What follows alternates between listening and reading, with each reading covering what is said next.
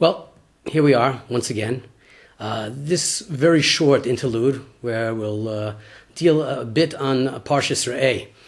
It's not going to avail us the opportunity to be able to discuss this in any sort of depth, but let's just address a couple of ideas. The topic that I've chosen for today, for this very brief discussion, is the mitzvah that deals with Bal Tosif and Bal Tigra. Not adding on to the Torah, not detracting from the Torah. Let's hear the psukim. Ki achris, Hashem Elokecha es hagoyim asher atav Hashem l'reishis osom miponecha v'yarashto osom v'yashavte b'artzam. You come to Eretz Yisrael and you will take over the land. Hishomer lecha pen tinakei shachareim achrei hishamdam miponecha upen tidrosh leEloheim lomar eicha yavdu hagoyim ha'ele es Eloheim ve'eseh kain gam ani. Lest you see the goyim around you and say, well, how did they worship their lahavdil, their gods? Perhaps I should do the same thing. Lo sa'asa kain la'Hashem Elokecha. Ki kol ta'avas Hashem asher sanei asu le'Eloheim, ki gam ez b'neihem v'ez b'noseim yisrufu va'esh le'Eloheihem.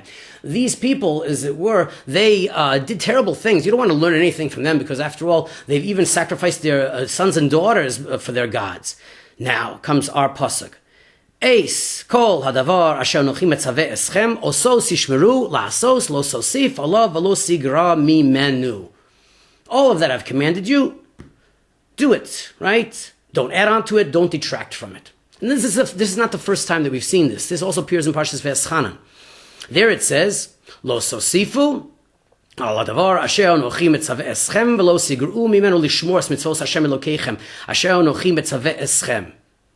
Einechem ha'ro'os es asher asa Hashem v'bal pa'or ki kol ha'ish asher halach achrei bal pa'or hishmido Hashem Elokecha mikirbecha. So now we have it, the first time it appears in the context of Bal Peor in Parshas V'eschanan. The second time the mitzvah of Bal Tosif and Bal Tigra appears in Parshas Reeh in the context of not learning from the nations around us. Now there is a big discussion amongst the Rishonim what in the world Bal Tosif and Bal Tigra means.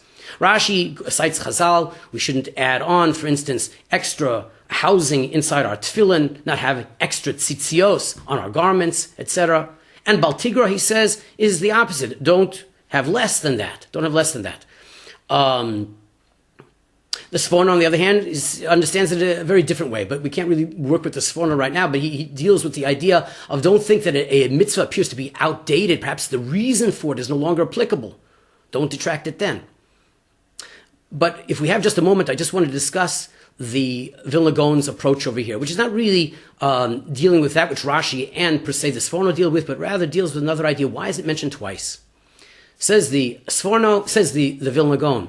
He says the first time that it appears in the Torah, it's coming to address the idea of not adding onto a mitzvah, not adding a new mitzvah to the Torah. Not adding a new mitzvah onto the Torah.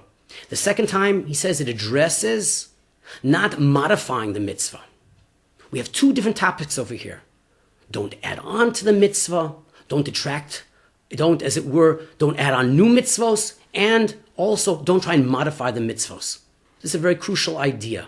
Is there room for individuality? Is there room for spontaneity? Is there room for my chelek? Of course there is.